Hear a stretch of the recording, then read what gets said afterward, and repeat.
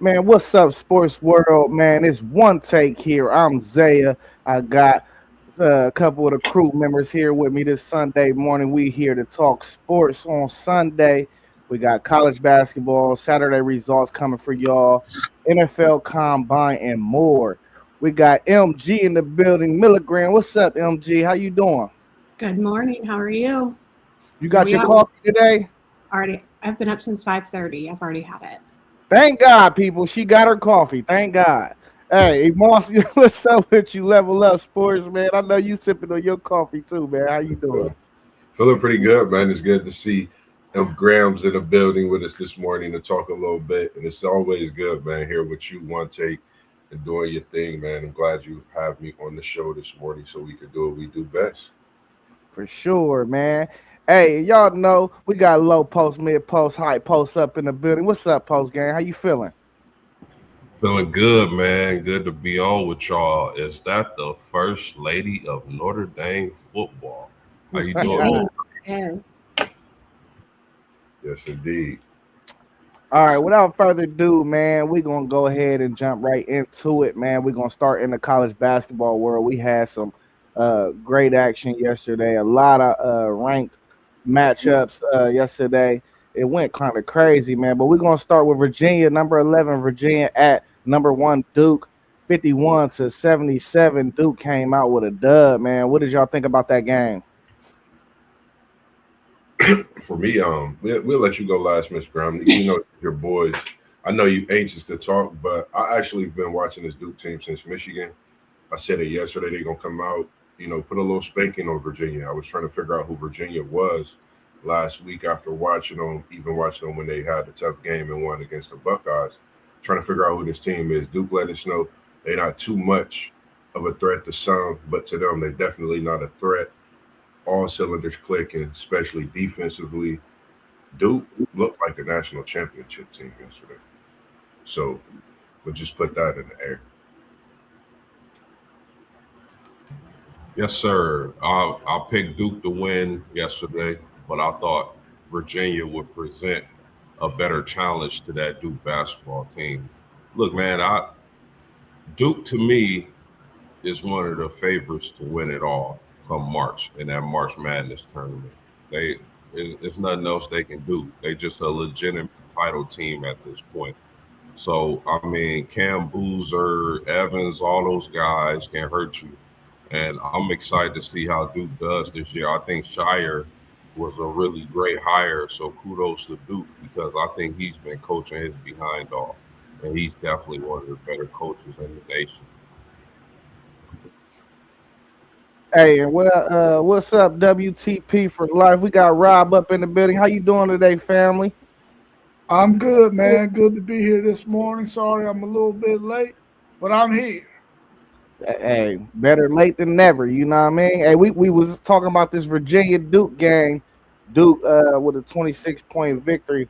Get your thoughts on that before Milligram. So she gonna go off on it. You feel me? And talk her talk. So go ahead and jump in there real quick.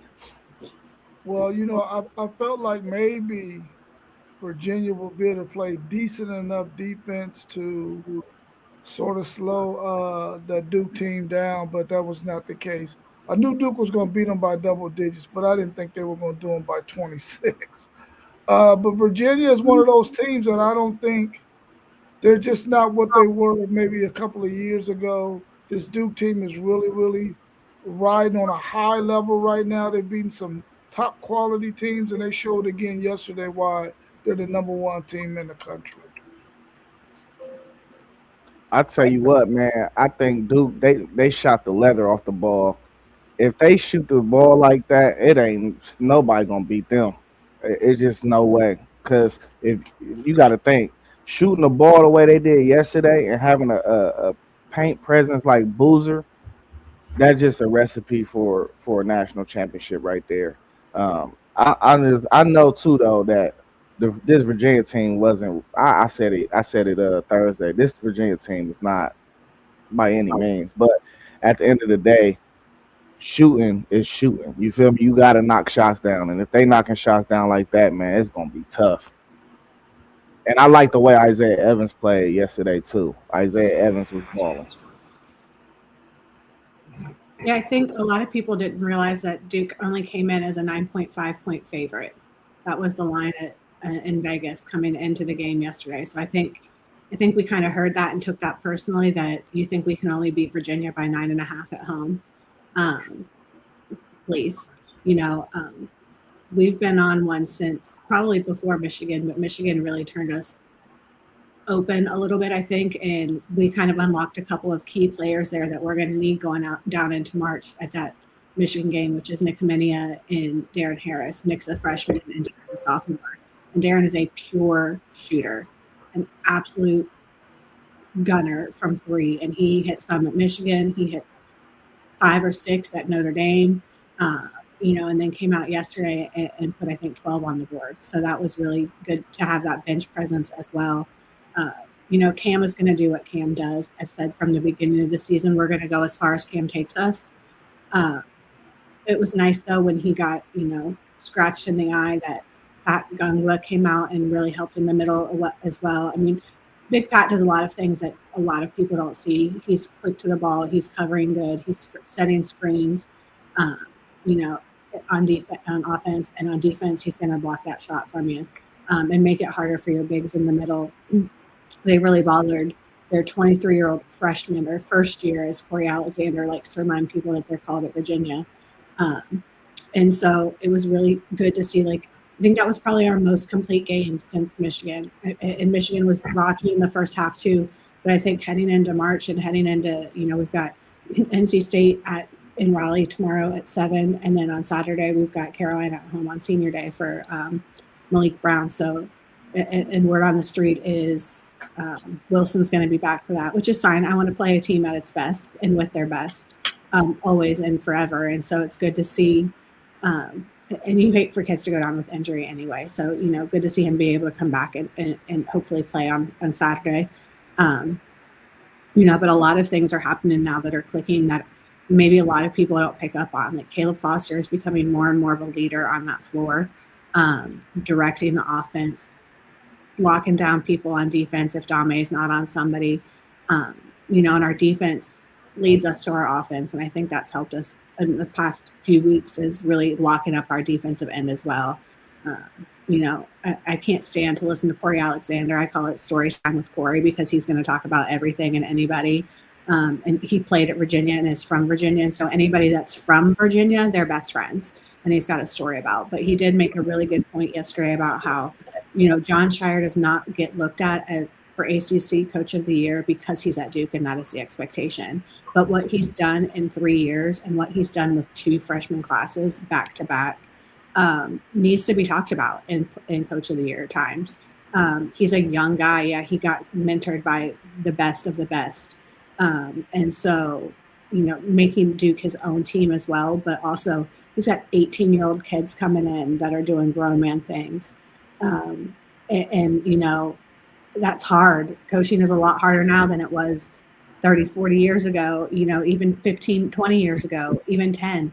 And so being able to connect with these kids coming in and getting them to gel together in just one season, because that's all you've got with these guys anymore. You get 1 year, and then you have to start all over fresh. So I think it was a big win yesterday, a statement win. It clinched us the ACC regular season title. A lot of people don't know the ACC doesn't even recognize the regular season title. We only recognize the conference championship.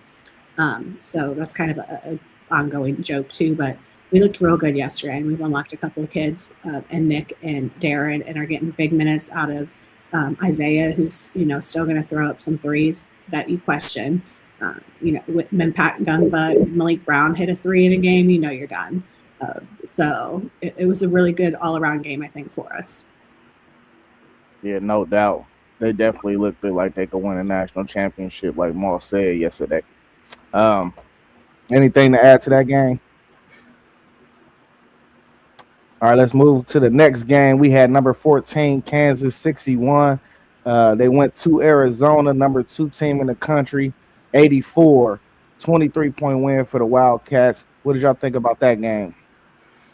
Kansas actually cut that closer before half and just after half. it was, I think, an 8 or 9 point game, and they had a chance. And then Arizona just went balls to the wall, and Kansas couldn't do anything. I joked with a friend. I was like, can people stop making Kansas a thing now? Like, they're not that good. I mean, when they get beat bad. And so they were like, never, because it's Kansas. But I was like, come on now, and Peterson played. So, Fran Fraschilla is a big Peterson fan and was yelling, oh, he's National Player of the Year. I don't know how you get that when he is just now playing full games, but how you get that and your team still getting beat by 20 every game is unrealistic as well. But, I mean, Arizona looks real good. Yeah. And people forget they had Koa back. Koa Pete. On those games, freshman sensational guys, man. When I seen him on the block posting up doing work, I knew Kansas was in trouble with or without Peterson. I think this was a statement win for Arizona. There's been a lot of questions of other teams taking over the number 1 overall seed. I think with them playing this game at home, knowing they lost the game before against Kansas without Peterson. At that point, when they got it close, I think that timeout that was called, if you notice the adjustments made on Arizona's side, it was just, it's time to go. Foot on the gas, and they have quite a few freshmen on that Arizona team that's dangerous. And again, another team that looked like they could win it also. We're already talking possibly 2 number 1 seeds with Duke and Arizona. The number 1 overall seed is going to be tough. Probably the toughest this year in quite a while. Yeah, I agree with that. I thought this game would be a lot closer than it ended up being. Like Graham said, Kansas did mount a little comeback and off the backs of their star player, Peterson. But I just think that if Duke is 1, Arizona is definitely 2. I think they're right there with Duke as the 2 teams most likely to win it all. Getting Koa Pete back to add with Krivas down low and the other guy coming off the bench, man, that's work you got to put in to deal with. They bigs at Arizona, you're going to have to put in work. And Burries had a big game. I like Bradley and Burries, those 2 guards. So I think Arizona can go as far as they want to go. Yeah, this Kansas team, man, really concerns me because I think it's all a mental thing for them now. I think they had an opportunity here to sort of maybe get moving in the right direction. They did make a run before the end of the first half and made that thing close, but you saw in the second half where Arizona just picked it up a little bit, enough to where they just went ahead and blew out Kansas. And Kansas right now is one of those teams that's going to go into the tournament and their mindset is not in a good space. They're probably, depending on who their first round matchup is, they might get 1, but I would not, if I had a bracket, I would not have them winning 2 games because their mindset is not right now. I wouldn't even be surprised if their star player, Peterson, just decided to check out and not play anymore this season. I know he's not going to do that, but I believe mentally he's probably checked out. I like that. I like that thought because the way he played and got them in the game yesterday on that late run and for Arizona to do what they do, that's a great question and great talk. I like it. They still have to go through the tournament, the Big 12 tournament, which is a gauntlet. Yeah. I don't know if they win 1 or 2 games in the Big 12 tournament right now. Yeah, man, listen. I like everything all y'all said about Arizona. We know about Arizona. We know that should be a team that's right there at the end of the season in March, vying for a berth in the Final Four. But I think post game, or Moss said this maybe a couple weeks ago. I can't remember which one, or maybe if it was both of them. But I seen it yesterday when they said that this team doesn't play the same with Darian Peterson. Yeah. This is the first time I really actually seen it, and felt it, and I just felt like the ball was getting stuck, man, all game. It felt like it was just getting stuck. So Yeah, they got some things to figure out, man, and that's what happened when your best players in and out of the lineup. It's hard to build that chemistry, man. It really is. And they should definitely be worried. Hopefully, they can, you know, figure out that whole system and that whole dynamic of their offense because I think their offense actually does look better when he's not on the court, unfortunately, and that's their best offensive player. So we'll see what happens in the coming weeks if they can fix that thing because they got the pieces. I mean, this is back-to-back Saturdays. They've been blown out by 20. Yeah. All right, y'all got anything else to add to that Kansas Arizona shellacking? SEC Sean, he said he could check out. I mean, football players do it all the time. I think, and like Ms. Graham said, I think that gauntlet of the Big 12 tournament, which you saying Kansas winning one game in March Madness, what if they don't even win one tournament in one game in the Big 12 tournament? There's a lot of questions after this Arizona loss. I think these next couple games to end the season, it's going to be a lot of talk and a lot of looks at what Kansas is going to do. I mean, they have a great coach, we know, Hall of Famer, but it's a lot of questions that need to be answered when it comes to this. Because I think they're the 4th or 5th seed right now in the Big 12 tournament, so they only get one bye. Yeah. Man, they looking at a 7th seed for March Madness the way they playing. Yeah. One loss in that Big 12 tournament could put them at a 10 or a 12, possibly even. It's crazy the way these numbers is falling. I think with this last week, since that Michigan Duke has just been a lot of talk of top teams, and some teams is getting knocked off, some teams are standing strong. I think Kansas is in the middle and they kind of trending down right now, especially after that big loss yesterday. All right, let's move to our next game. We had number 16 Texas Tech with the upset at Iowa State, number 4, 82-73. Did y'all catch it? Did y'all catch any of this game? Yeah, we got a couple shooters, man. Quite a bit. Anderson Atwell transfer. Lewan Watts, I mentioned his name yesterday. I just think, and I talked to Zay a little bit last night. I don't know if Texas Tech is the most dangerous team without their superstar, because you just don't win a game like you win yesterday on the road, as big as the game was, without your superstar. You talking about Toppin, he's a mega star. So I think kudos to Tech. They 3-point shooting. They're going to be a tough outing in the tournament.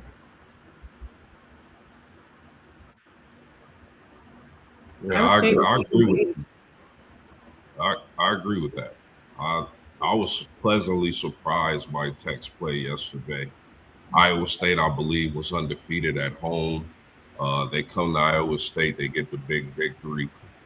Their guard play, their shooting, their ability to score the basketball really stood out. I didn't for 1 second when we were picking these teams think that Texas Tech could do that at Iowa State against that defense. Iowa State likes to play defense, and they just got outplayed. So I agree with Moss. I think Texas Tech could be a scary team, whether you talk about the Big 12 tournament or March Madness.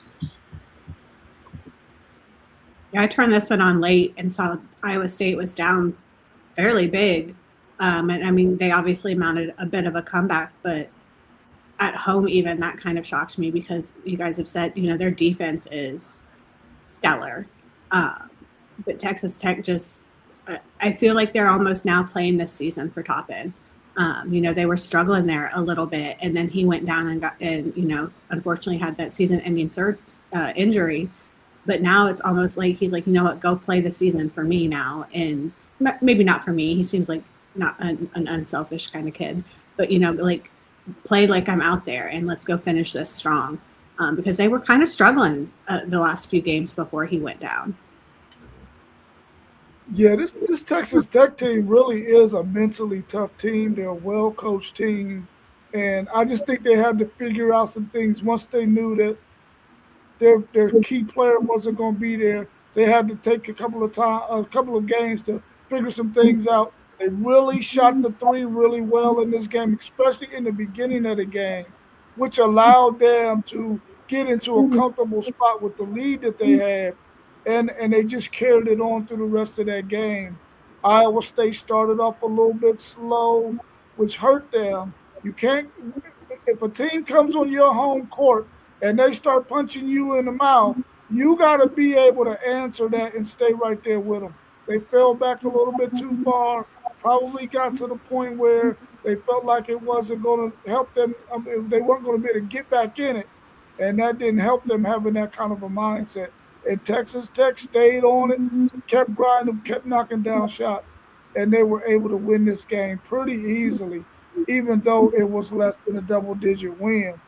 I really like this Texas Tech team going into the tournament, but without Toppin, I don't know if they can make the Final Four, but I definitely can see them making the Sweet 16 and possibly even the Elite Eight. Yeah, losing Toppin, that's a for sure 20-10. I think that can come to haunt them come tournament time. But I said it yesterday, man. This is pretty much just like Kansas in the aspect of when they lost their best player. I think the team is way more balanced now. It's not just coming from one main guy, and I think that makes them just as dangerous as they was with Toppin. But the thing is, when you lose a player like Toppin, that's the player that gets you through certain games that some of these guys ain't showing up. So we're gonna see if they can keep this momentum going into March Madness. But I definitely I like their team, man. The big boy, the 6'11" dude, with the hair with the dreads. I like him. I like all their perimeter players. They had some guys coming off the bench yesterday. The Mosley kid that don't really get that much playing time that played well yesterday. So that's gonna be a tough team, man. They're gonna probably be slotted at that 3 or 4 seed, and they're gonna cause some problems for some teams in their regions. And this like for me with Texas Tech, this is a reason I think they're dangerous. And I'm glad you mentioned that about the 6'11". If you notice, he's been getting more minutes since Toppin due to the injury. But if you notice his presence, I think with him getting more minutes, Lewan Watts, the way he shoots the ball, when you play in the tournament, you got to play defense. You got to be able to knock down shots. And we didn't see a master class of this on the road from Texas Tech yesterday. Like I said, without their superstar, pretty much player of the year candidate, I mean, that's a lot that you're not playing with on the road in a big game to close out the season and prepare for the conference tournament, let alone March Madness. So I don't know. I really like this Texas Tech team. When we asked about under the radar teams, I picked Texas Tech. I think they were scary then. I think they just got much more scary, and it was a good point playing for Toppin. He's the senior leader, knowing where he wanted to get to, bringing that national championship to the Texas Tech Red Raiders. I think it's the season for Toppin. I don't know. This Texas Tech team, I think, is very scary. Losing this game, though, by Iowa State hurt their chances of getting the number 1 seed, too. Big time. Absolutely. Yeah. And I don't know if this is Zay, I talked to you last night. I said, after the weekend, I'll light you up. Don't matter what team you are, Iowa State. I had high hopes. No number 1. And now, is this the same Iowa State? They couldn't get the job done years ago. That's my new question for you, Iowa State. Did the Cyclone get spent up in a blender, or can they come up out of that blender and make something from scratch and put something together for this tournament? That's my question. That's what I want to see. That's what I want to know for the rest of the season. I think we're going to learn a lot watching the Big 12 tournament. Who's ready for March? Who's ready? And who's going to just kind of squeak in and give us a game, maybe. Or maybe be one of those teams that got in, but we know isn't going to advance. It's the Big 12 tournament's going to give us a ton of information, I think. Who's beaten who's showing up, who's showing out, who's ready. Because beating up on each other throughout the season is fine, but you don't know who you're going to get that draw in the field of 60, 68, I guess. But right. And you got to be ready to go, because there are teams that are out there that are not as big as you, that have the mindset of I'm David's taking Goliath down, and we're going to be David. And you can't go in with that mindset of, oh, we're playing Miami of Ohio, they're undefeated, but they're a MAC school. Like, go ahead. You can play that game if you want to, but when you play stupid games, you win stupid prizes, and you go home early in March. Can I ask a quick question on what Melissa is talking about the tournament and the fact that these teams have a really good chance of trying to really get themselves prepared for the actual big NCAA tournament? Do you think there are teams out there who already had themselves positioned probably on a certain line already that they may rather lose in their conference tournament so that they can get a couple of more days rest? If that's the mindset, I want to know, because I'm not picking them in March. That's a great question. Me now being a BYU fan this year, I've been watching this closely. I don't know if we need to. I honestly don't know. It's tough. I want to say we need to lose one to get ourselves together, get ourselves in a rhythm. But then I want to say we got to keep playing to get better. That's a great question. Thinking with injuries of Richie Saunders, I say yes. I think even if BYU lose in the tournament, I think you still put them in the tournament on the strength of what AJ DeBansa brings to the tournament along with that BYU team. I say it's been tough. We win these last couple games. Let's take us a loss in the tournament because I feel we're going to get a bye and go from there. Go to the drawing board, see what we could do to make March Madness special for AJ DeBansa, Coach Young, and the rest of this BYU Cougar team. Just my thoughts. I think you may be able to get away with something like that in the NBA as compared to college football. I don't think you prepare to win every game that you play in basketball just to get to the tournament and say we're not going to win this game. We want to lose so we can get more time to heal up, rest, whatever the case may be. I think that's dangerous. You'll probably be out of the tournament as you didn't expect to because you thought you were doing the right thing and resting your kids. But I just don't see how you would prepare and practice to beat teams and then get to a point and say, let's lose this game. Yeah, I'm a firm believer in when it's March, your goal is to not lose another game. You know, that's your goal. This is the heater. This is the month that this is. This is where we going for the jewel of the whole sport. So now when we get to March, it's time to strap your boots up. I go back to these are 18 to 22-year-old kids. They're not playing an NBA schedule where they need rest. You know what I mean? Like it's a possible 40 games. You can do it. You can do it. You're young. You're conditioned. This is what you've been working for. And if you can't get through 40 games, how are you going to get through a 90 to 100 game NBA schedule? It's just one of those things. And I agree with Isaiah that it's March. You either play or you go home and you start prepping for what's coming next your way. But if you feel the need that you need to take up, that you are okay with losing a game to get that extra rest, I battle with that. I mean, with the new college football playoff system, nobody gets a rest. You play week in and week out for 16 weeks, 18 weeks.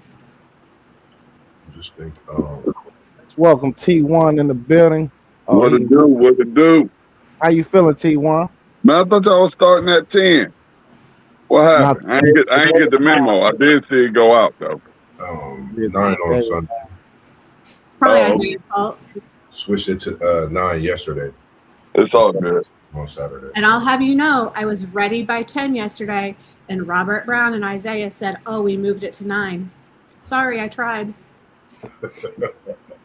I was ready. I think yesterday was an eggshell day, but that's another story. But, you know, when you get to this time of the year, too, to add on to what Melissa was saying, man, it's really not – you get your rest still because it's a lot of shoot-arounds. You know, if you got some dudes with nagging injuries, instead of them doing practice shoot-arounds, they're over there in the ice bucket. They got their foot in the ice bucket if it's an ankle or – you know, you getting your rest throughout it too. So I don't think it plays a big part. But T1, we was speaking on these college basketball games to catch you up to speed.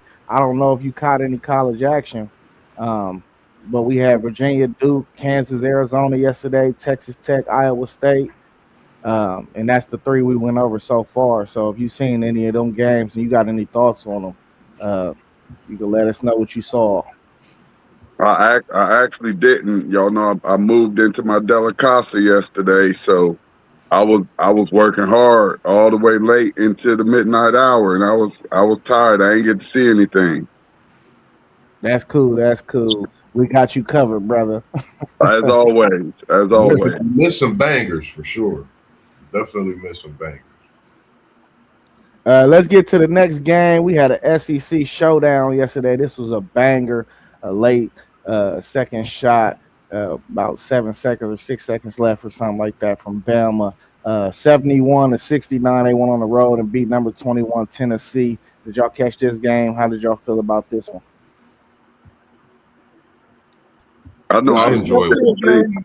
Oh, Go ahead. I didn't see it.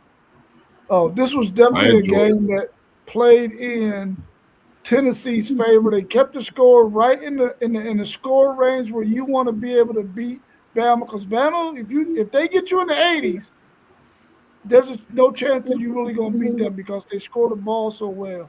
But the fact that Tennessee was able to keep it in the low 70s or below 70, they had a really good chance to win this game. Good win for Alabama, though, because they had to win a game where they weren't scoring the ball at the clip that they normally would, because Tennessee played some pretty good defense in this game. They pulled out a good victory with a last-second shot. Tennessee, though, should be proud of the way they played, though, because they played the style of play that they wanted to play to keep this game as low-scoring as possible. And Alabama only scored 71, and they like it up in the 80s and 90s. So kudos to Tennessee, but they lost that game to Alabama. But I think they played the style of play that they wanted to play, so that's a good sign for Tennessee going into the tournament. Post game T1. No, I didn't see it. And I'm going to let Post game go because he looked like he about ready to hurt somebody. I don't know what's going on with Post, but Post looked like he ready to go hit somebody. Go ahead. It's the shiesty, man. It's the shiesty. Yeah, Post look like he ready for whatever. Come on to the city, man. I got a couple people you can get for me.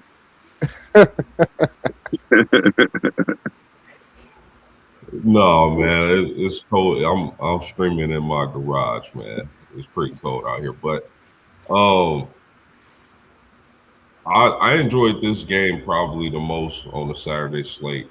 I felt like Alabama is a team where if you up on them, you gotta not only hit Goliath with the slingshot, but you gotta behead him, or he gonna come back. And Tennessee didn't behead Alabama. I was so impressed with Tennessee. I don't know how they have as many losses as they have. I know they lost their star player to injury, but the kid Gillespie, thoroughly impressed. That high arcing jump shot, that mid-range pull-up is beautiful to watch. And I felt like Tennessee is a team where some of the things they do, you can't coach. A team who hits the glass and gets offensive boards like Tennessee does, you can't coach that. You can't coach that at all. So I was impressed by Tennessee, their ability to hit the glass, get offensive boards, get second chance points. Gillespie, I think he's a killer. So impressed by Tennessee, but again, you got to take Alabama out. You can't let them hang around, and they hung around and stole the game. So kudos to Bama. Tennessee's been pretty good at getting big leads on people and then letting them slip away.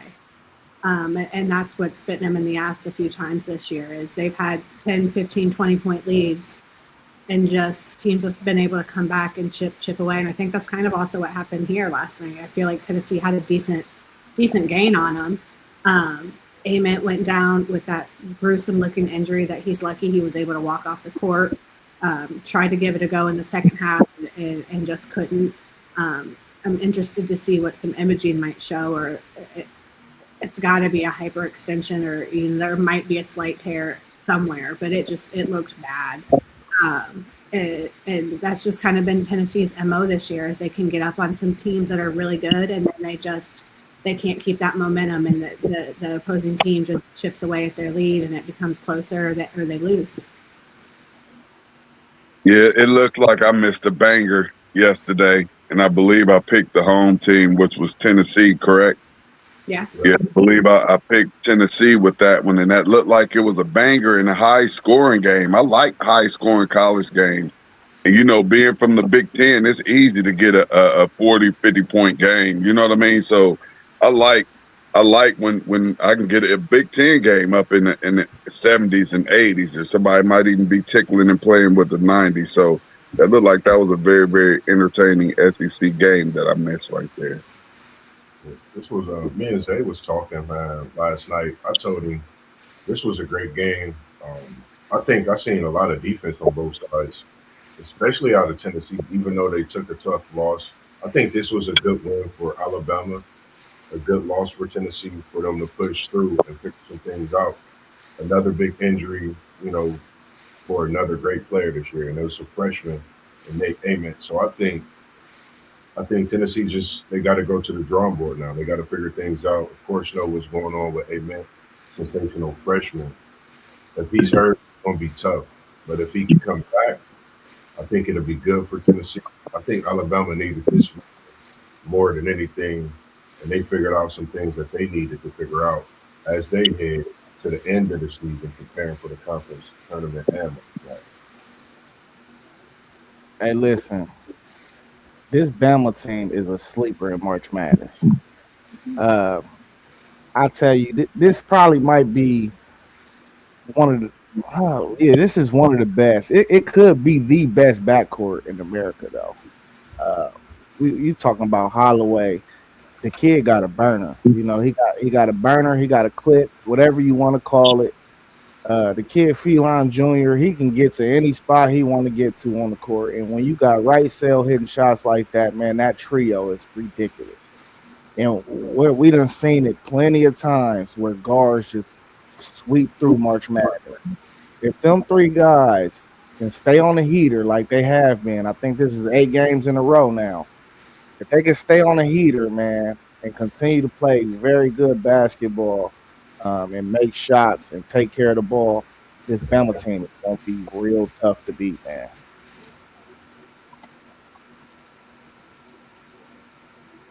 All right, let's lead us to this next matchup, man. We seen another trouncing in the SEC yesterday. 77 to 111. Number 20 went on the road to Florida. Florida came out with that dub. What did y'all catch out of this game? What did y'all see? It was on late for me, but I just need to know what happened between Golden and Cal, because I heard there was some bickering. I don't know. Some competitive banter, probably. I don't know. Well, I doubt it was competitive banter. Kyle, I don't like taking tough losses like this. They got BTA, and I told y'all about this Florida team, man. I think Boogie Plan was the difference maker. He had double figures. 7 players had double figures. And I think this game was bigger for Florida than it was for Arkansas. Mm-hmm. They came out with a goal to put a halt to Flan Thomas, 11 to 32 shooting from the 2 superstars in a big game. It's not going to get it done. And again, I have 7 players in double figures. And Ruben Chinyelu, people don't know about. Mr. Double-Double, you might as well call him that, Big Ruben. He's a monster for Florida. Reminds me of the guy, we thought he was a football player. I think his name was Smith from years ago. But he reminds me of him, and he's a problem. I think this Florida team is the team to watch. Great guard play, get the job done, don't turn the ball over. So, big win for Florida, pushing forward, and they get a share of that title.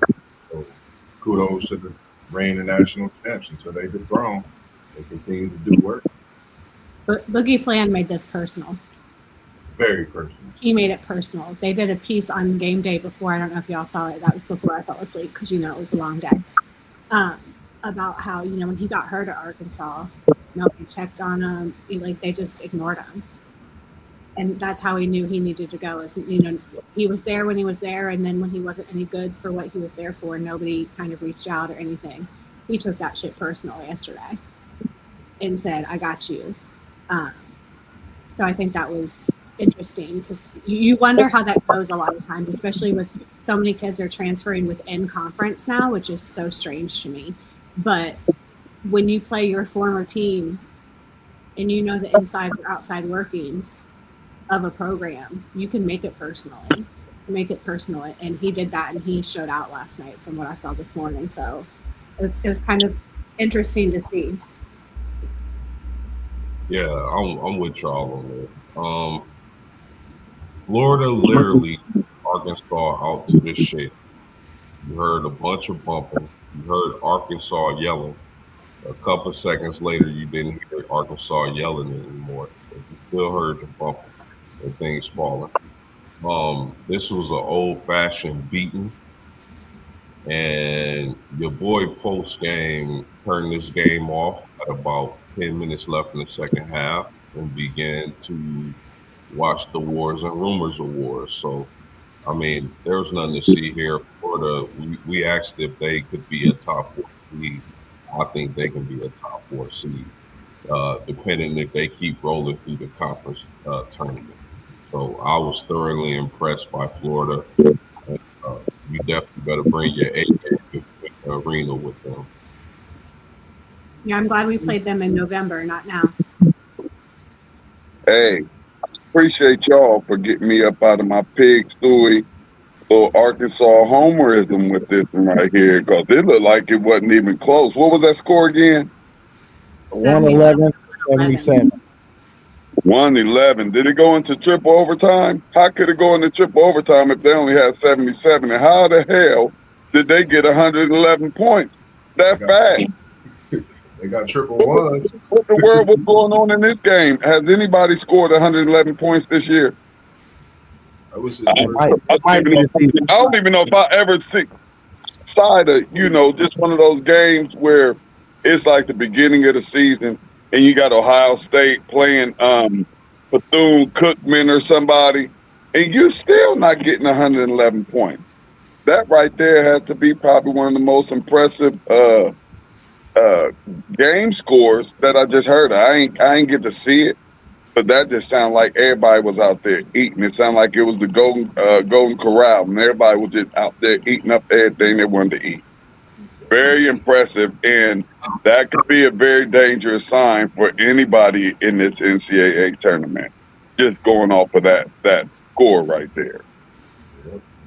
Yeah, Florida sent the message to whoever those guys who put those guys on the line, because they tell them, I want a number 1 seed in this freaking tournament.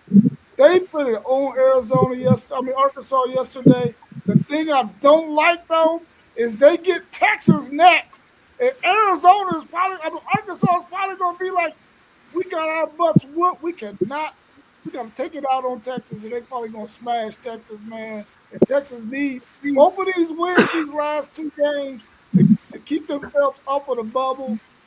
But man, Arkansas getting beat like that by Florida. I think Florida is probably the scariest team ranked outside of the top 3 or 4 teams in the country, because now their guards have started to figure it out. Their front line we already knew was going to be really, really good. They got guys who can score the ball, who are long, who can shoot from 3, and then they got another guy who was long, who can play defense, probably 1 through 5 in the college game. He's a really, really tough defender. And I think with that kind of a team and those guards playing much better than they played early in the season, this Florida team is going to be really, really tough, man. I hope that they can get a number 1 seed going into this tournament, because they are really, really scary. Good job by them yesterday. Hey, y'all know I always look in between the lines and see what I can find out there to see if they trying to throw us a little something. And they scored 111 points. Is that what they scored? Yeah. So that's a number 1 seed and a number 1 seed and a number 1 seed. All ones. How that happened? I don't know. That's just how my brain work. My brain work different, y'all. Y'all know I'll be looking trying to figure out what y'all out there trying to do to us, America. And I'm glad you mentioned that, because if you really think about this Florida team, when they won their back-to-back championships in the last time around, the second championship, nobody spoke on Florida really. And then that tournament came. Florida got ranked right here, like you said, at this high position, and they just put in work with a team that nobody felt could come together like the previous year. So I'm looking at this Florida team. I like you said, the way you said that, WTP and UT1. I think man, that's something. 1 seed for Florida after the big win, tied for the worst loss in the Calipari era.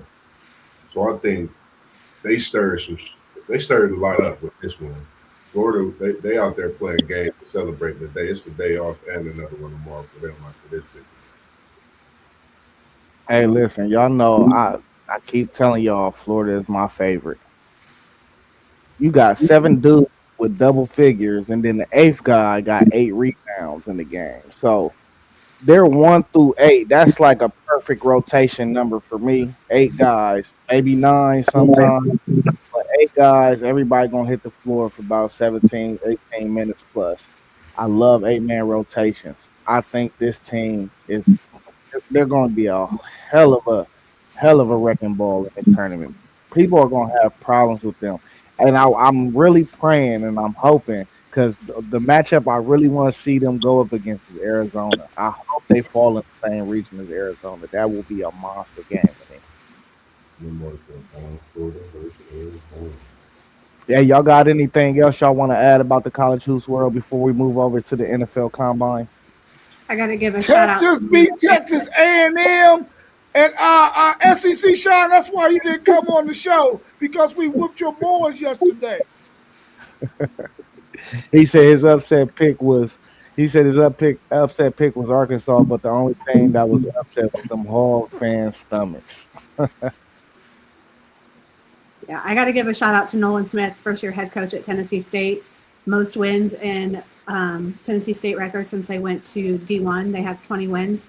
Took the regular season championship yesterday and are heading into their OVC tournament that starts Thursday as the number 1 seed. So super proud of my former Duke boy and a personal friend. So really happy for them. That's what's up. Let's give a shout out to the NYU women's basketball team. Are undefeated, as is the men's Miami Ohio University Redhawks. Just shouting them out. Going through a college basketball season is not easy. Being undefeated where you at this point, respectively. And shout out to St. Mary's. Getting a big win against Gonzaga.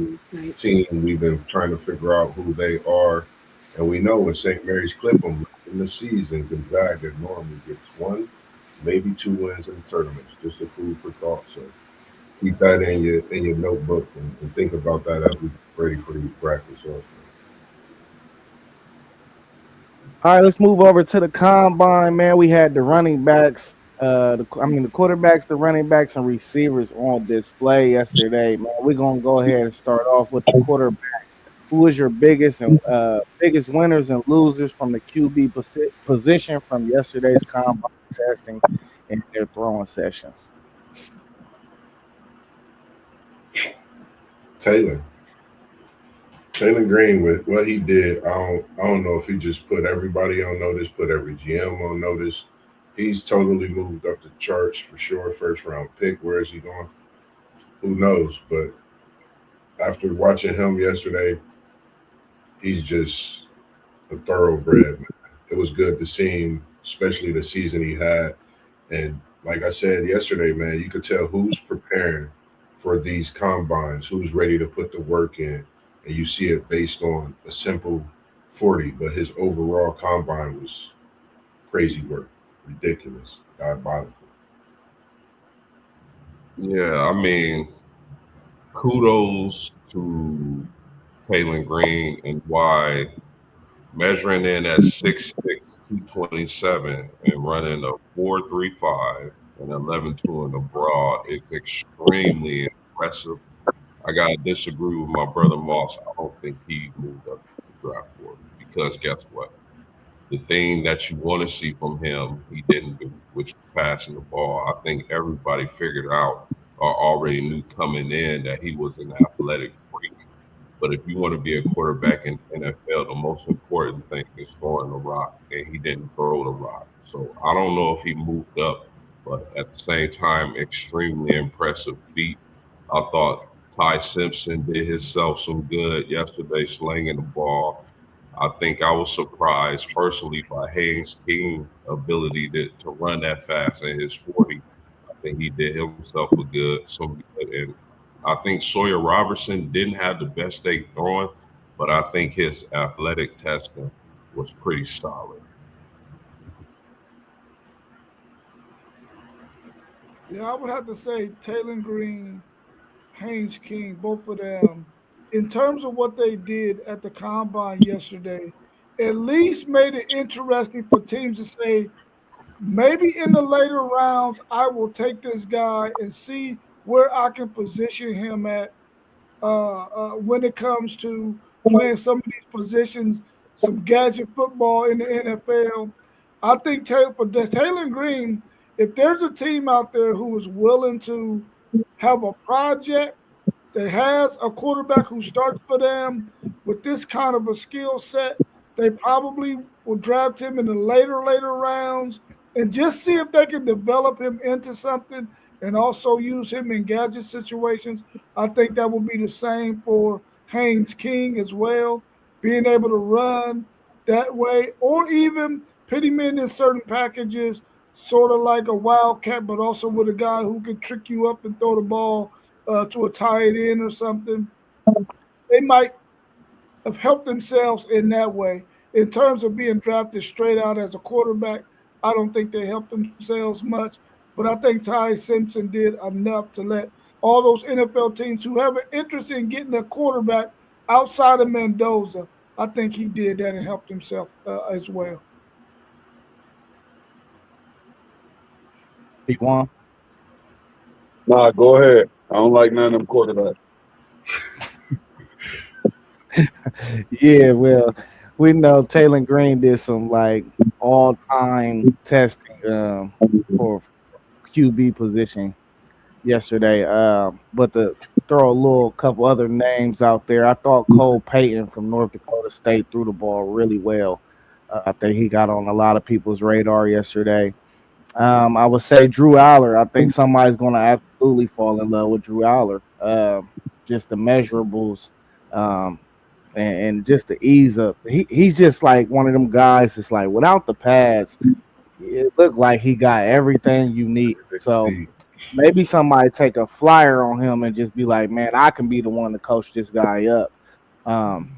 But one person I think hurt themselves, man. I don't know. That ball did not look good coming out of K Club. I don't think he threw the ball well at all for real. Well, I ain't gonna say at all. It just wasn't. It just didn't. I don't know. If you've seen it, it just didn't look right. Something was off. I don't know if it was the footwork or just the arm strength in general, but something was off about Cade Klubnik. So I think he's the one guy that didn't do himself no favors. Maybe he could turn that around on pro day and get with his guys and throw the ball a little bit better. But as far as this QB class, we already felt like it's not the deepest. So I won't say that because I wasn't impressed by a lot of these guys, but I won't say that they hurt themselves because they came out there to compete. So I think that's a plus that they even showed up to compete. I think that gives you more credibility than not some instances, even if you didn't perform the best. But I think a lot of the times when you got a class like this, it's not that they didn't perform. It's just some of them just don't got it. You know, they just don't got it. So even guy like Haynes King, somebody brought up Haynes King, I thought he would run faster in the 40. You know, I don't remember what did he run 4. What did he run 4.5, 4.6? I thought he would run faster though, but I don't know. Some of these guys, this class is not that good at all, and you could tell. Hey Zay, Yo, this class is garbage.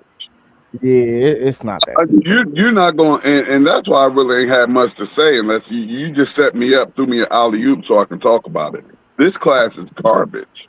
You know what I mean? As a former QB, this class is garbage. I mean, even with Mendoza going number one, if you have any of these other first round QBs, and I'm not even going to say number one overall QBs, I'm just going to say a quarterback that went in the first round. He's not going in the first.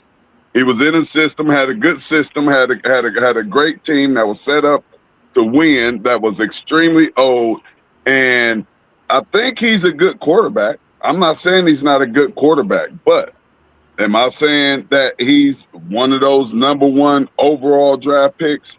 No. He will be a late first rounder to second rounder in any other draft. And if you take it back some years, and that Indiana team was old as hell. They were old, and that's going to factor in. You know what I mean? So I don't feel that number one pick, but everybody feels like they have to take a quarterback number one. They got the number one pick. They got to get a quarterback. They got to get their franchise player. And if you really, really look at it, they really don't get that franchise player. It got to be less than 50%. So, kudos to the Raiders. Good luck to the Raiders. But man, I hope they have a nice system around him, because I don't like this QB class, and I think Mendoza is just okay. He had a system, got him a natty, undefeated natty, and kudos to him.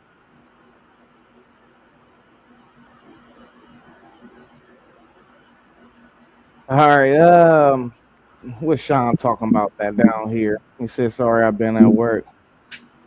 I know. Gotta get that SEC, Sean. You good, Sean. Let's go ahead and move to the running back position, though. Who are y'all's biggest winners and losers from the running back position? I really like the speed of the running backs. You can go ahead, Post.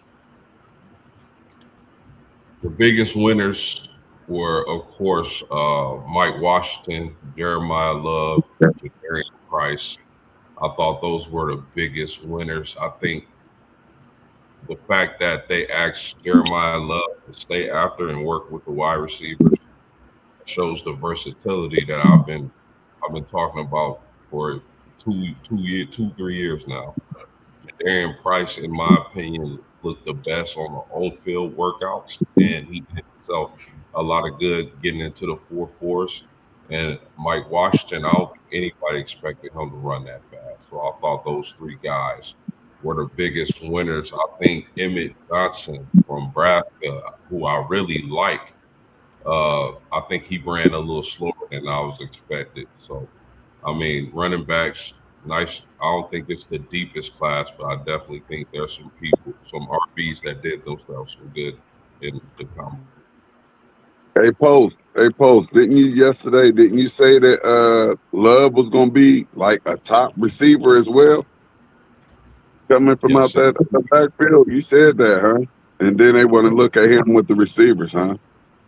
You be spitting that hot fire, man. I like that.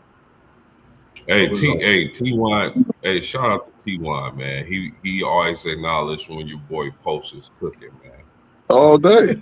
Hey, and I didn't look at Love like that, but you said that yesterday. You said that he gonna be in the runnings with them wide receivers too, and for the NFL coaches and GMs and scouts to hear you on that post yesterday and say, "Hey, Jeremiah, come over here. We heard that you're gonna be a top receiver too, man. Big props out to you, folks." I just think I was texting Post about Jeremiah Love myself. I think when you had two running backs from the same school, top 6 in a 40 time, very impressive. I think Jeremiah Love don't even need a pro day. His day yesterday was just that good, even through the interview process.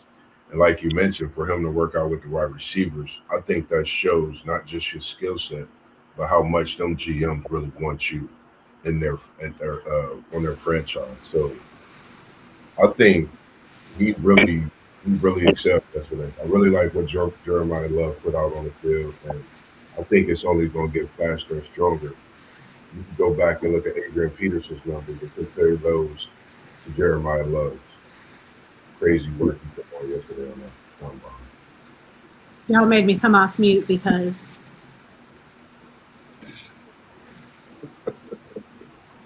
just love him. Him and Jadarian. I mean, Jeremiah said he's not even going to participate in Pro Day at Notre Dame. There's no need for him to. He proved himself yesterday. He's proved himself the past 3 years. I don't know what Jadarian's going to do. And, I have no dog in the fight once they leave Notre Dame. Love you. You're always being Irish to me. But Jeremiah Love is just an absolute dog. Him and Jadarian both bring two totally different skill sets. But what you saw yesterday, I'm assuming because I didn't watch it, was what they do every day. Every day they put in that work. So I just love. Back on you.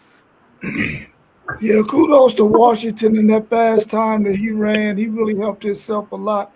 I think we already knew what those two Notre Dame running backs would be. So they really didn't even have to go out there and perform in my eyes. I think NFL scouts already know what they're going to get with those two guys. But I like what Mossberg said about the Pro Day. If I'm Love, I'm taking the back seat and I'm letting Jadarian Price just go out there by himself at that running back position and just solidify himself in front of those scouts and just let him do all the work and Love not go out there at all. Maybe be there for moral support and that be it. But I think that those two guys are probably the two best running backs in this draft. But Washington really did it. So is Washington the kid is he from Arkansas? Yeah. Yeah, that kid runs hard, man. You see how he trucked Michael Taft on the sideline in that game, man. I really like him.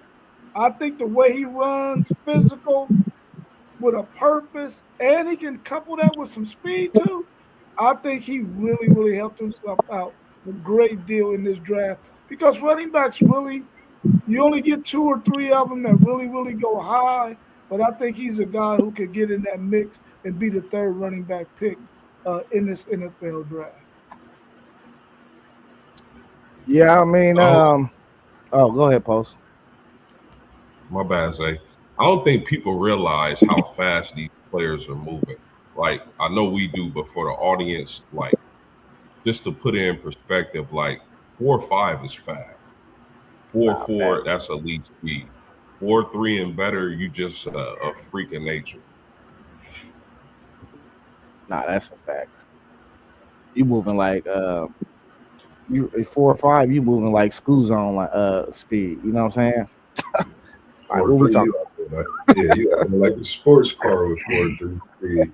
But I thought a lot about the speed with the running back position as well as just in general, but the running back position yesterday made me think, will this class come in after the way Genty performed last year's rookie season? We've seen some of these rookies performing. Could this class be a class that possibly give them thoughts, as I said last year, about changing the money when it comes to this running back? Because we know they're undervalued. And that's a position. You got to get out there, run that ball, you getting hit. That's not easy. They got to start paying that. They got to go look at that running back position and up that money a little bit some way, somehow, because it seemed like they're needed more since they've lessened the money value. Yeah, I mean, outside of Washington yesterday, I don't think really there was no really winners. Because I feel like people already know Jeremiah Love is a top 3 overall type of talent in this draft. So, I mean, as long as whether he ran or not, I feel like he was still the same player. His film is there. So I just can't say anything about anybody else that really helped themselves. But who did hurt themselves is all the guys that did not perform, bro. I'm looking for Katron Allen, can't find him. Where's Nicholas Singleton? Can't find him. Where's Jonah Coleman? I can't find you. Where's Noah Whittingham from Oregon? I can't find you guys.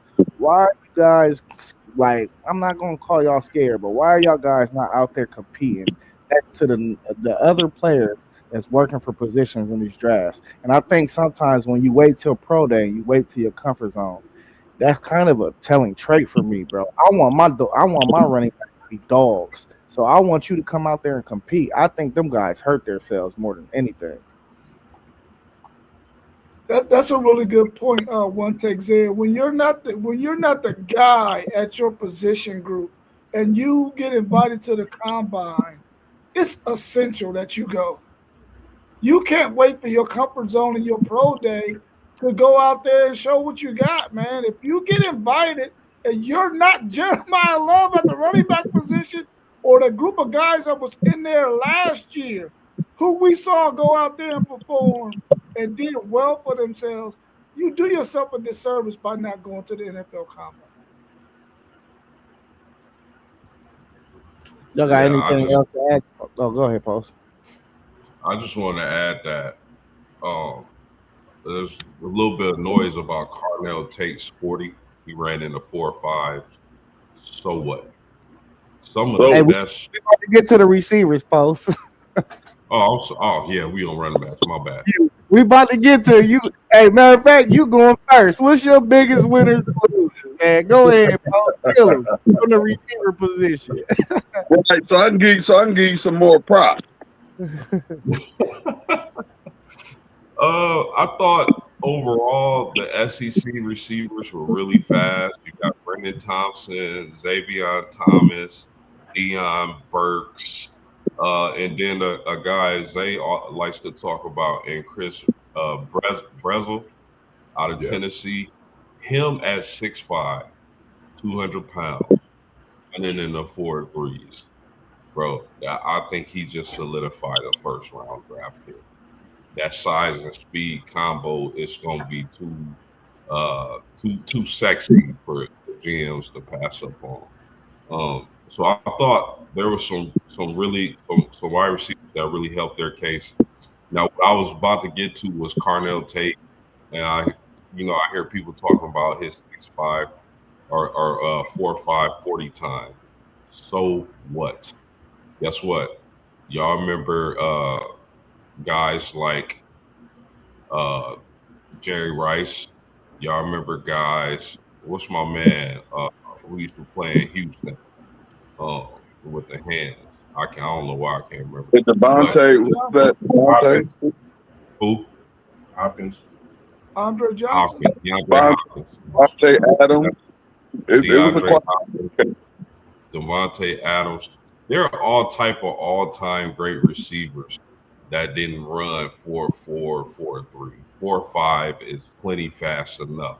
And a guy who runs routes like Carnell Tate and has the hands and size that he has, just because you don't run in those 4.4s, 4.3s, don't think you're going to be doesn't mean you're not going to be an effective NFL wide receiver.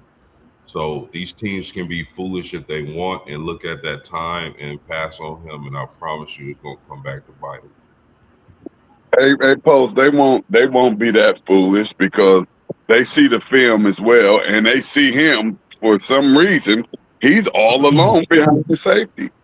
And not to mention he has 10.5-inch hands, which means, and you see it on film, he catches almost everything thrown his way. And then you have the ultimate ingredient. He's a Buckeye. So you miss me with all of that stuff. I mean, if he's not the first wide receiver taken off the board, it is what it is, but he'll definitely be number 2. And I don't think he can get past Cleveland. There was nothing that Tate did to change my mind about him being wide receiver 1 overall. Absolutely. Hey, you know who else ran in the 4.5, right? Jackson Smith-Njigba. Yeah.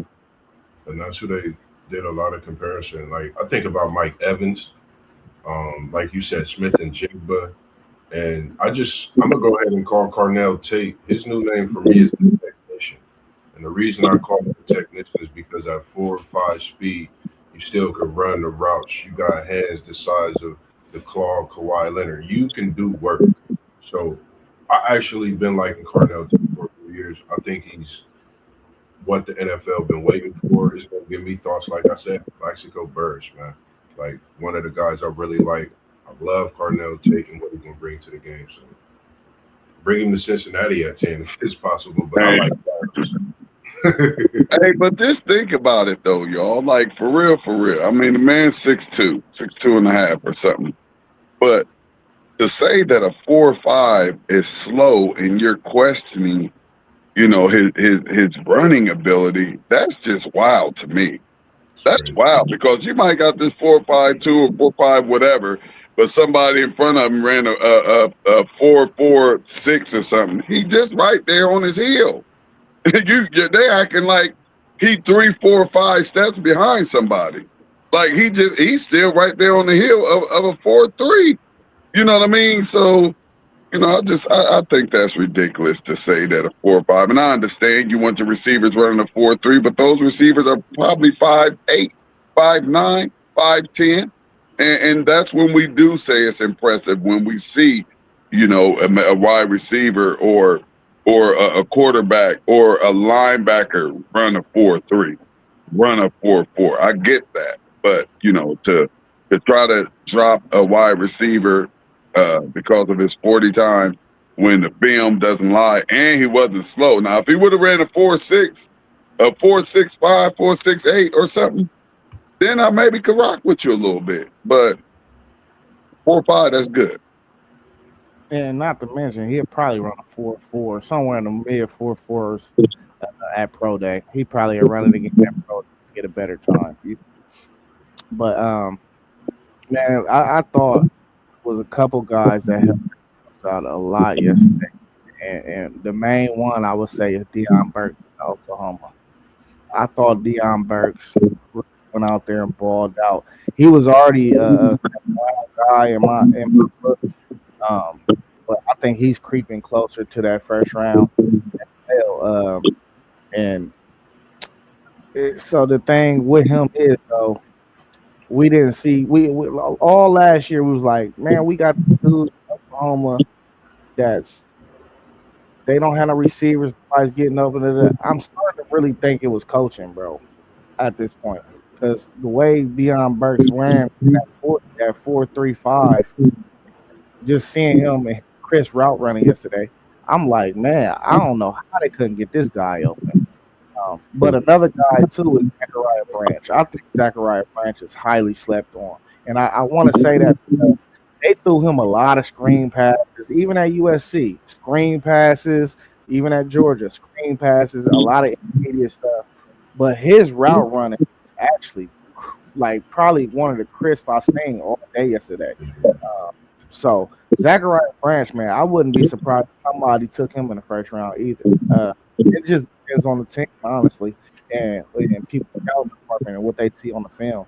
Because word is that Zachariah Branch actually suggests that he has a very big route tree, just they don't throw him the ball down the field. So that could be another key too.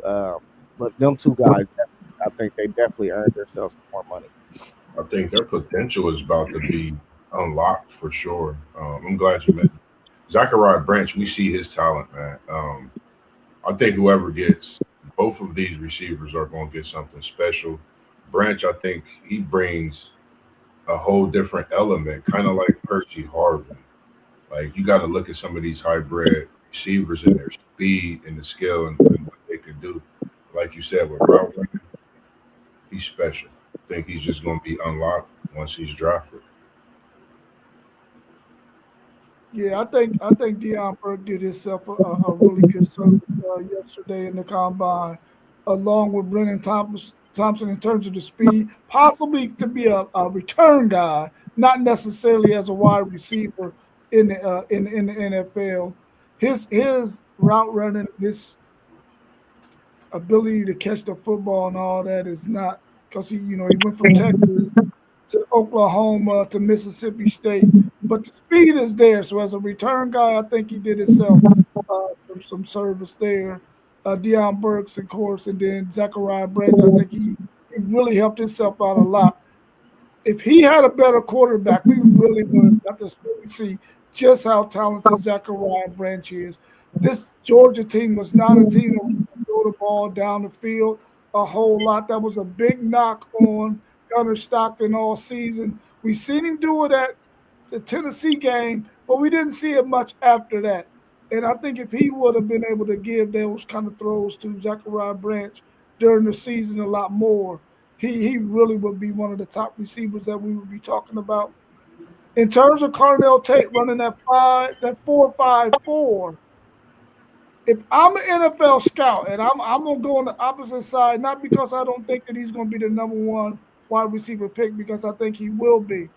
But if I'm looking at his film, I'm wondering, was he the beneficiary of having Jeremiah Smith on the other side of it? But he runs really good routes. So you can't say that he's not, or he only was good because of that. Because his route running is phenomenal.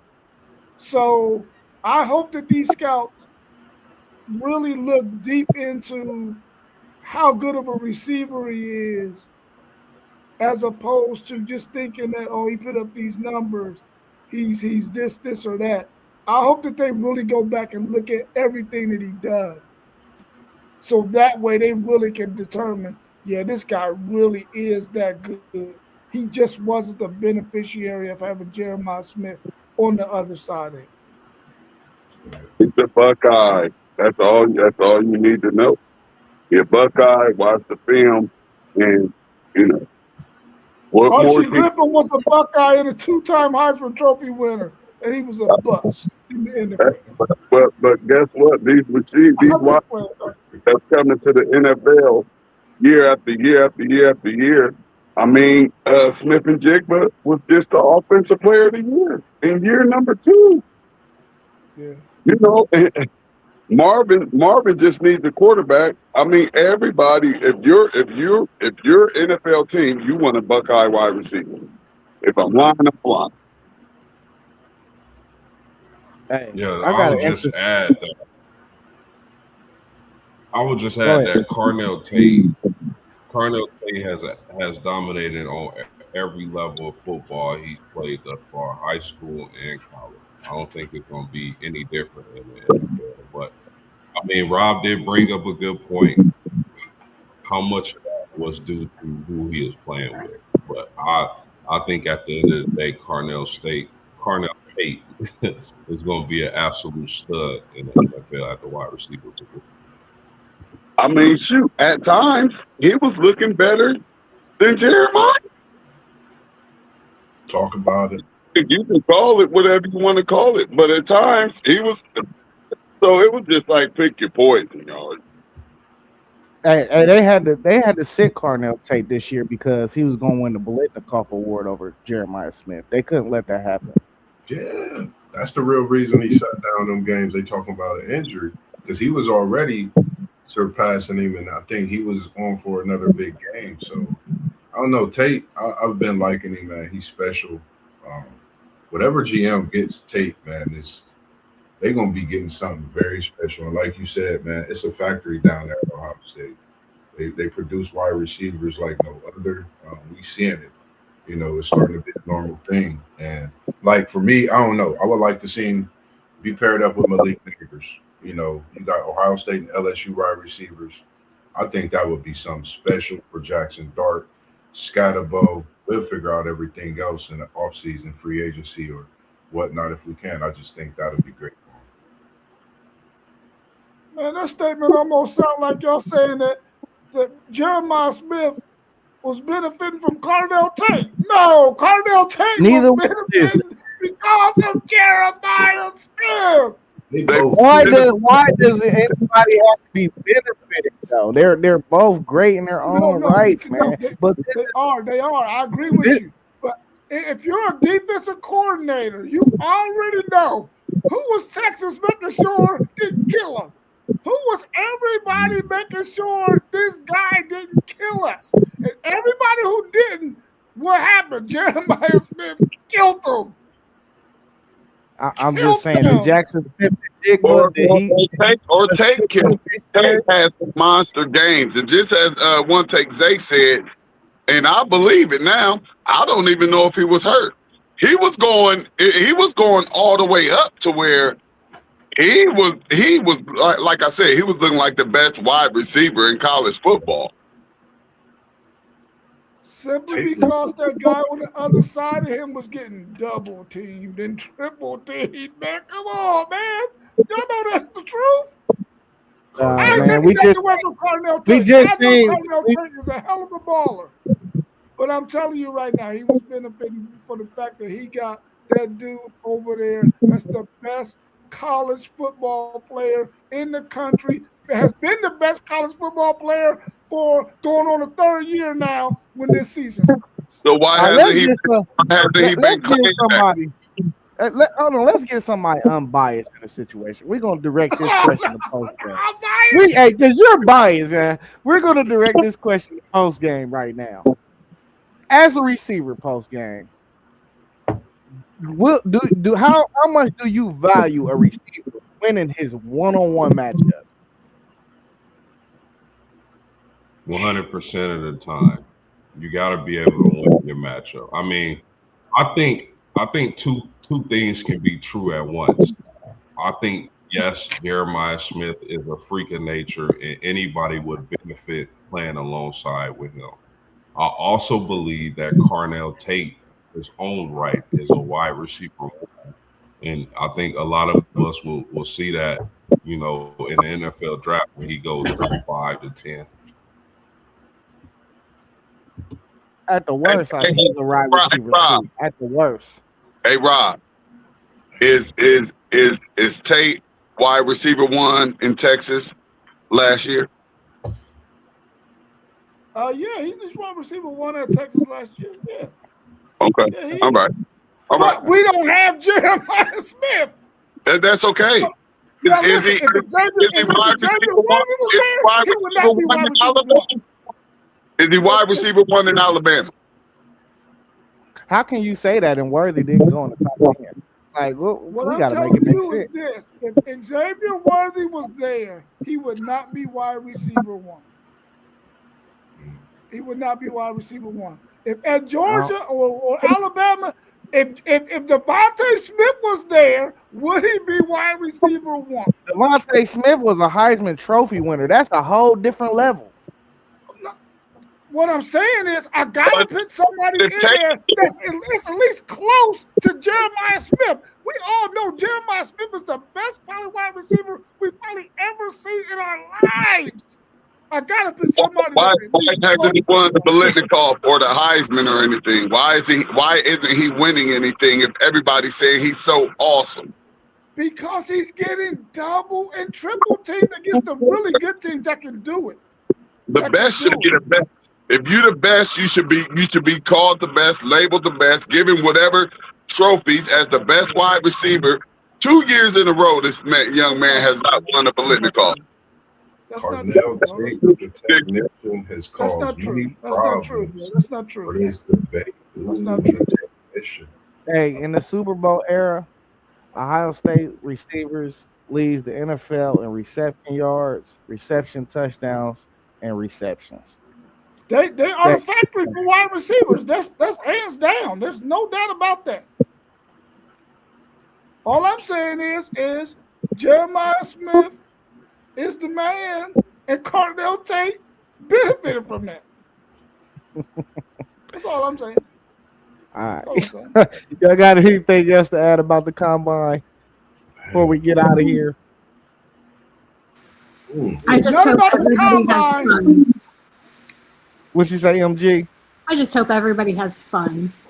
I don't have nothing to say about the combine, but I'm gonna tell y'all a hood legendary story. 2 guys in the Windsor Terrace got speeding tickets on a bike, bro. On a bike. Speeding tickets. I'm a guess. I don't know. I'm a guess and say one of them was Dez. No. Do I know these people? Huh? Do I know these people? No, you don't know these people. Rest in peace to my man Vandale Parks. Legend says this guy got a speeding ticket on a bike, and my man Busby, who was a BMX legend back in the day when BMX bikes first came out and all that racing and stuff on that dirt. My man Busby. Making him bike, wasn't he? Wasn't he built yeah. in that box too? Yeah. He was cold blooded. Both of them, according to Hood Legend. That's called driving. That's called driving while black. Man, just want to say happy heavenly birthday to my nephew, going on 3 years, and then happy birthday to my little bro Twan, man. Happy birthday, man! Can't wait to see you. I'm gonna hit you up. He all the way down to Texas right now with my niece who just got a big cheer celebration and a victory down there, bring it home to go. So can't wait to see them when they get into it, man. But just wanted to send that out there, put that in the prayers for sure. Post game T1, y'all got anything to say before we jump out of here? More good, man. Appreciate it. No, just a great show, everybody, and watching. Make sure you like and subscribe. Hey man, listen, man, it's March, man. Y'all make sure y'all tap into City League TV. It's gonna be a whole bunch of high school basketball action coming. It's gonna be some barn burners, especially when we get to that Coliseum. When we know that thing really looked like a barn anyway. You know what I mean? Hey, all the channels are scrolling at the bottom, man. Thank you for I do have a game update. What's up? Newark versus Delaware Hayes first round game has been moved to Monday because Newark girls are playing Tuesday at the Expo Center in they beat Lancaster yesterday in overtime at Dominican. So the Newark boys are playing Monday instead of Tuesday. Shout out to my daughter. Newark gonna scrape them anyway. Like for the fourth time. Hey, they shut me down, man. They're trying to shut me down for the playoffs. So I'm about to have to go up in there like post game. I'm about to have to run up in there like post game and just do what I do, but they trying to shut me down. They're inspection on all of the rights, and I can't go live and all this and all that. So I might just have to bypass the credentials and just go do what I do. But yeah, they try. You can't keep a good. Go ahead, Paul. Hey, TY, you can't keep a good man down. Right, man, right. And that's why I always let them know, like, listen here, we ain't got nothing to do with Columbus City Schools. So when y'all see me come up in that expo center with the shiesty on, just understand I'm coming to do what I got to do. But for sure, though, all the channels scrolling down at the bottom, man, you got Post Game with the Post Game 86 show, Robert at WTP for Life, Level Up Sports 10, that's JoJo Boss in the middle of the screen at the bottom. Yeah, City League TV, and I'm One Take Zaya, man, with the One Take Zaya podcast, man. Y'all know what it is, man. Hey, good talking to y'all. Y'all have a good rest of y'all Sunday. Appreciate it. Love y'all. Peace out. For sure. Peace.